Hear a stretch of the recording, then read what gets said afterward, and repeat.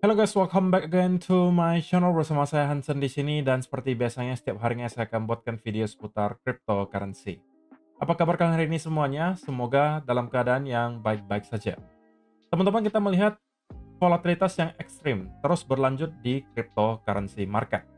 Bitcoin yang pada awalnya sempat mengalami breakout yang signifikan dan menyentuh kurang lebih area $107.000, tiba-tiba mendapatkan rejection yang sangat signifikan dan sekarang menyentuh ke kurang lebih area $103.000. Beberapa clue yang menurut saya sangat menarik yang saya temukan di market akan saya sampaikan di video hari ini supaya kita bisa mengetahui kira-kira apa nih yang bisa kita expect berikutnya. Jadi pastikan kalian stay tune terus sampai akhir video. Nah, teman-teman, per hari ini kita melihat crypto global market cap itu berada di angka 3,24 triliun dolar atau turun sekitar 1,42%. Sedangkan kalau kita melihat top 10 coin sendiri keadaannya juga semuanya merah. Penurunannya ranging antara 0, sekian persen hingga kurang lebih 4%. So, itu adalah outlook sementara dari beberapa top coin yang ada. Sekarang kita langsung aja masuk ke beberapa data dan berita terbaru hari ini.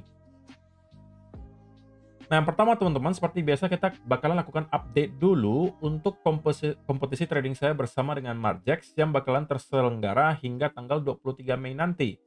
Dan per hari ini total volume yang sudah tercipta ada sekitaran 2,5 juta US dollar dan yang menjadi peringkat pertama per hari ini itu masih adalah di user ID 29552386. Dan saya perlu ingatkan teman-teman bahwa setiap peserta di sini yang berhasil menciptakan volume sampai 1 juta itu akan mendapatkan 1,5 juta rupiah cash langsung dikirimkan ke rekening bank kalian selain daripada hadiah yang bakalan disediakan oleh Margex di sini.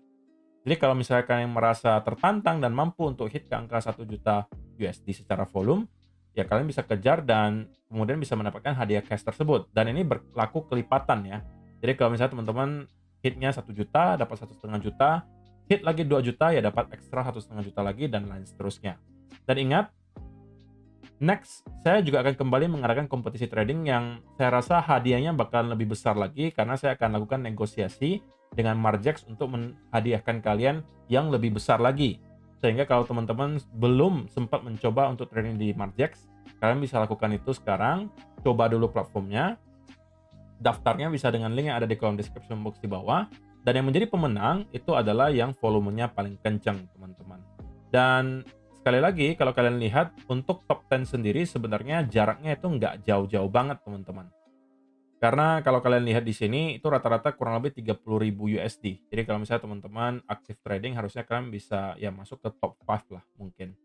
Jadi ingat, kompetisi berikutnya bakalan ada hadiah yang lebih menarik lagi. Dan saya pengen minta saran dari teman-teman juga sih. Kalau misalnya kalian ada yang ikutan nih, kira-kira kalian bakalan tertarik untuk mendapatkan hadiah apa? Nah, kalian mungkin boleh kasih komentar kalian di kolom komentar di bawah. Jadi, saya pengen mungkin barang fisik aja ya. Mungkin kalau misalnya kalian sebut iPad misalnya, atau mungkin handphone, apapun itu yang kalian suka, kalian boleh kasih komentar. Saya mungkin akan cari yang komentarnya paling banyak dan jadikan itu sebagai hadiah, gitu ya, untuk kompetisi berikutnya. Jadi itu mungkin bisa kalian lakukan sekarang. Komentar aja.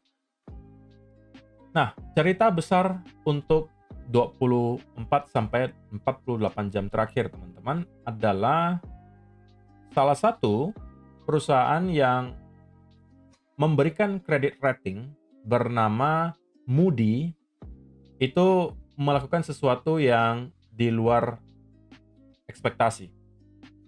Jadi, seperti yang kalian bisa baca di sini, Asia Pacific Markets fall as investors assess Moody's US downgrade. Jadi mereka ini sebuah perusahaan yang memberikan semacam rating lah terhadap kredit ke sebuah negara. Artinya kalau kalian mau minjamkan uang kalian ke negara tersebut, amannya seberapa aman sih gitu. Nah, mereka berikan rating. Nah, jika terjadi downgrade dari ratingnya yang harusnya misalnya AAA menjadi AA misalnya 1, seperti yang dilakukan di sini. Kalau kalian lihat ya, ini saya tanyakan ke ChatGPT. Berikan saya penjelasan simple gitu ya, supaya kita pahamnya juga lebih gampang. Jadi Moody itu sebuah perusahaan yang memberikan grades gitu ya, penilaian lah intinya terhadap credit ratings ke negara-negara atau perusahaan-perusahaan untuk menunjukkan seberapa aman kalau kita meminjamkan mereka uang. Semakin tinggi ratingnya tentunya semakin bisa dipercaya perusahaan atau negara tersebut. Semakin rendah, ya berarti sebaliknya. Nah, kalau misalnya sebuah negara mempunyai rating A dan tiba-tiba diganti jadi B, berarti itu namanya downgrade gitu ya. Dan itu akan menimbulkan beberapa hal. Pertama, bunga yang harus disediakan oleh peminjam itu bakalan lebih tinggi. Karena kan semakin resikonya tinggi, kalau kita mau minjamkan ke satu perusahaan, kalau resiko perusahaan tersebut untuk merugi atau bangkrut itu tinggi, otomatis kita mau bunganya besar dong, ya kan? Dan semakin aman, tentunya bunganya bisa semakin kecil. Oke? Jadi intinya kalau teman-teman baca di sini, yang terjadi itu adalah kita coba baca, on Friday, Moody's rating downgraded the US sovereign credit rating by one level from AAA to AA1. Jadi terjadi downgrade dari AAA menjadi AA1, teman-teman. Dan kalau misalnya kita melihat bagaimana reaksi pasar, karena yang baru buka itu pasar di Asia ya, rata-rata itu koreksi dalam, lumayan dalam lah, nggak dalam banget tapi koreksi dalam. Itu yang kemudian membuat kita melihat Bitcoin juga mendapatkan rejection yang signifikan. Dan tidak jarang analis yang merasa bahwa ketika kita melihat nanti pasar saham Amerika Serikat dibuka, itu juga bisa mendapatkan koreksi yang cukup dalam. Nah, saya secara pribadi sangat mengharapkan bahwa hal tersebut tidak terjadi gitu ya. Kalau misalnya sampai S&P tiba-tiba bisa drop 3, 4%, 5% dalam kurun waktu beberapa hari, tentunya itu bukan menjadi situasi yang ideal bagi kita-kita yang mungkin mempunyai posisi di altcoin atau Bitcoin, terutama dari arah long. Kenapa? Karena kita tahu bahwa korelasi pergerakan harga cryptocurrency, terutama Bitcoin dan juga S&P 500, beberapa bulan terakhir itu cenderung sangat kuat korelasinya, dan mereka berbanding lurus. Artinya, kalau misalnya S&P itu drop lumayan dalam, biasanya Bitcoin juga bakalan mengalami koreksi. Sebaliknya, kalau misalnya kita bisa melihat S&P maintain bullish sentiment dan juga bullish trendnya, kita juga bisa melihat biasanya Bitcoin melakukan hal yang sama. Jadi, teman-teman, volatilitas di market itu belum akan berakhir. Tidak hanya di crypto, kita bakalan melihat volatility di stock market, di forex market, yang lain-lain juga bakalan ikutan. Dan ini adalah salah satu hal yang kemudian menciptakan semacam kepanikan baru, atau FUD yang baru lah istilahnya, dan ada kemungkinan kita bisa melihat ada semacam pullback di stock market Amerika Serikat yang mudah-mudahan tidak terlalu dalam, supaya kita tidak melihat ada semacam panic selling juga terjadi ke cryptocurrency. Gitu ya. Dan dari hasil pergerakan yang sangat volatil selama beberapa jam terakhir, kita melihat terjadi likuidasi yang angkanya juga tidak kecil, teman-teman. Tetapi menariknya, kali ini likuidasi yang angkanya terbesar itu datang justru dari Ethereum loh ya. 24 jam terakhir terjadi likuidasi sebesar 254 juta dolar. Kalau secara total kita melihat ada kurang lebih 652 juta dolar yang ke-liquid, dan kurang lebih 430 juta dolarnya itu datang dari arah long atau 66%-nya. Dan kita bisa katakan ini mungkin angka likuidasi yang juga tergolong cukup besar jika kita bandingkan dengan pergerakan 1 minggu, 2 minggu terakhir. Ini mungkin salah satu yang paling besar, menunjukkan seberapa volatile market cryptocurrency selama 24 jam terakhir. Tetapi berita baiknya teman-teman, kalau misalnya kita perhatikan secara liquidation heat map, ya meskipun masih terdapat ada tumpukan likuidasi yang berada di bawah harga kita sekarang teman-teman, tapi terlihat tidak lagi terlalu banyak gitu ya, tidak lagi terlalu banyak untuk area sekitaran 100 ribuan. Maksimum kalau kita lihat tumpukan likuidasinya mungkin stuck di kurang lebih 99 sampai 100. Apakah kita bisa menyentuh sampai ke area tersebut? Ya bisa aja teman-teman, kita bisa hit sampai ke area tersebut, terutama apabila kita melihat S&P 500 misalnya koreksi sangat dalam. Saya rasa area 100 sampai 98 itu akan cukup make sense untuk kita kembali sentuh gitu ya, sebelum pada akhirnya kita mungkin mendapatkan some kind of support. Nah, kalau kita lihat ke time frame yang kecil banget, ke 1 minggu terakhir, ke 3 hari terakhir, kita bisa mengetahui dengan jelas bahwa liquidation heat map, area likuidasi yang cukup besar yang berada di atas harga 105.000 itu rata-rata udah kecuci semua, gitu ya. Jadi untuk sementara waktu yang bisa saya katakan adalah market atau Bitcoin terutama itu sekarang berada dalam keadaan yang jauh lebih sehat daripada beberapa hari yang lalu, karena tumpukan likuidasi yang ada di atas maupun di bawah itu sekarang sudah jauh berkurang. Dan itu ditunjukkan juga dengan likuidasi yang angkanya tidak kecil, kurang lebih 600 jutaan dolar across the board gitu. Jadi Mudah-mudahan ya, gitu kita bisa melihat market segera mendapatkan semacam support lagi dan kita sekarang sebenarnya berada di area yang cukup krusial menurut saya in terms of price action, teman-teman. Kenapa? Karena kalau kita perhatikan, kita sedang kembali menyentuh satu buah trend line yang telah berhasil kita pertahankan dari kurang lebih tanggal 12 Mei kemarin. Sudah ada dua sentuhan di sini yang kemudian menghasilkan rebound. Dan trendline ini sebenarnya terbentuk sudah dari tanggal 25 April kemarin, teman-teman. Jadi ini merupakan satu trendline yang cukup di-respect oleh Bitcoin dan saya harapkan ini tidak bisa kita breakdown. Kalaupun hanya sekedar wick ke kurang lebih area 102 ribuan, bagi saya fine selama kita masih mampu maintain dan close di atas trendline tersebut.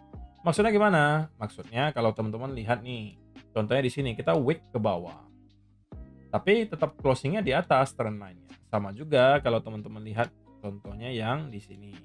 Kita breakout, tapi tetap itu hanya semacam wick dan kita close-nya tetap di bawah trendline. Jadi itu masih tetap valid gitu. Nah, kalau misalnya kita sampai berhasil untuk breakdown di bawah 100, saya mau katakan 102.300 lah roughly.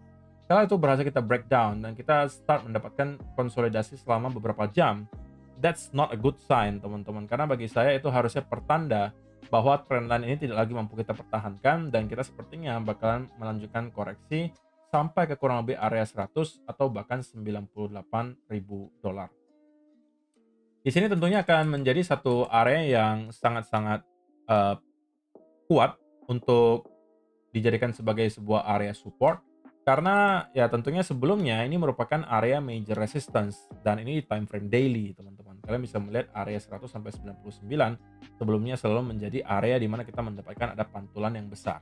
Jadi saya tidak expect sesuatu yang berbeda kali ini, terkecuali gitu ya, terkecuali ada semacam sell off yang di luar nalar terjadi ke stock market Amerika Serikat, maka itu mungkin bisa menjadi satu pengecualian untuk kita melihat Bitcoin jebol di bawah area tersebut.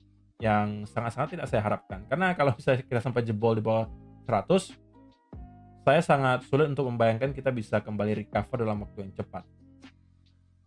Bisa aja kita akan kembali sampai ke area 90 atau bahkan 80 sekian sebelum pada akhirnya start untuk kembali recover.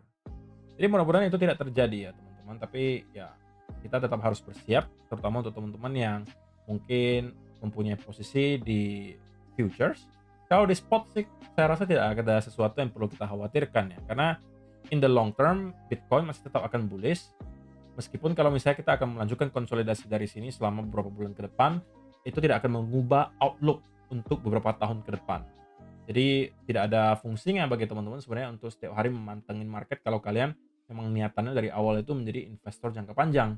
Beda cerita kalau misalnya teman-teman merupakan swing trader, scalper, atau day trader gitu ya. Nah, saya katakan bahwa Bitcoin itu memberikan mixed signal teman-teman, atau sinyal yang campur aduk. Clue-nya campur aduk. Kenapa? Di satu sisi, kalau kita perhatikan di weekly chart, satu hal yang sangat positif terjadi yaitu adalah kita mendapatkan satu weekly close tertinggi sepanjang sejarah Bitcoin. Oke? Terakhir kali kita hit ke area-area ini, tetapi weekly close-nya itu selalu di bawah 104.200-an, teman-teman. Atau anggap 104.200 close-nya. Itu sudah paling tinggi. Tetapi closing weekly candle terakhir, teman-teman, itu di angka 106.000. Which is adalah tentunya closing weekly candle tertinggi sepanjang sejarah Bitcoin. That's a good sign tentunya, tetapi itu langsung dibarengi oleh rejection yang sangat signifikan. Bahkan kita yang awalnya sempat menyentuh 107.000 itu langsung drop sampai kurang lebih area 102 bahkan sekarang. Which is di sisi lain adalah not a good sign gitu ya. Jadi makanya saya katakan ini adalah mixed signal gitu. Jadi apa yang harus saya lakukan di sini? Saya secara pribadi teman-teman untuk sementara waktu itu masih akan mungkin wait and see terlebih dahulu. Kenapa? Karena kemarin kita sudah sesuai ya dengan apa yang saya sampaikan di video kemarin. Kalau kita berhasil untuk breakout di atas area upper trendline di sini, maka saya melihat minimal Bitcoin akan hit ke area high terakhir di 105.800-an. Nah, kalau teman-teman long, ya harusnya kalian sudah hit ke area target gitu. Dan sekarang belum ada lagi menurut saya sesuatu, bukan sesuatu, tapi satu setup yang rapi yang bisa saya manfaatkan, belum ada lagi teman-teman. Kecuali kalau misalnya saya melihat breakdown seperti yang saya sampaikan tadi.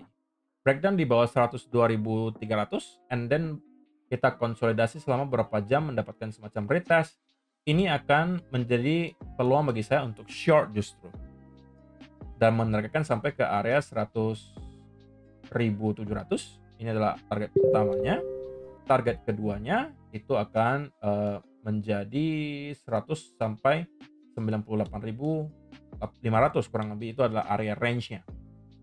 Jadi teman-teman, kalau misalnya saya diminta untuk sekarang mencari setup, saya akan tunggu senario yang barusan saya sebutkan. Kalau kita berhasil jebol. Tapi kalau tidak bagaimana? Kalau misalnya ternyata kita lebih condongnya ke arah bullish, maka saya mau melihat ada bukti dulu dari Bitcoin bahwa kita melihat buyers yang kembali memegang kendali. Contohnya gimana?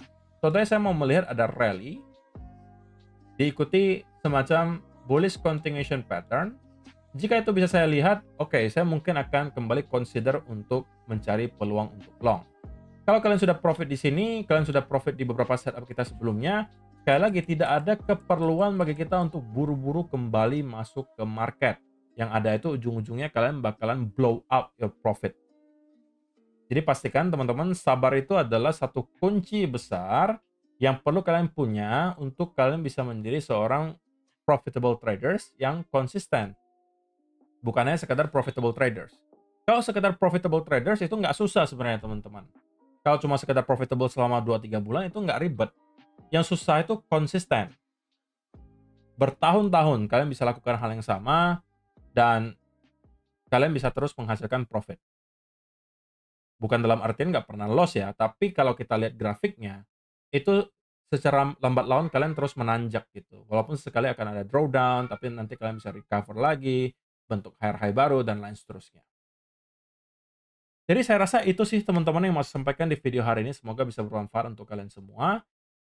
Intinya adalah bahwa sekarang belum ada sama sekali setup yang bisa dimanfaatkan, terkecuali kalau kita bisa breakdown dan kemudian consolidate, itu akan menjadi peluang bagi saya untuk short.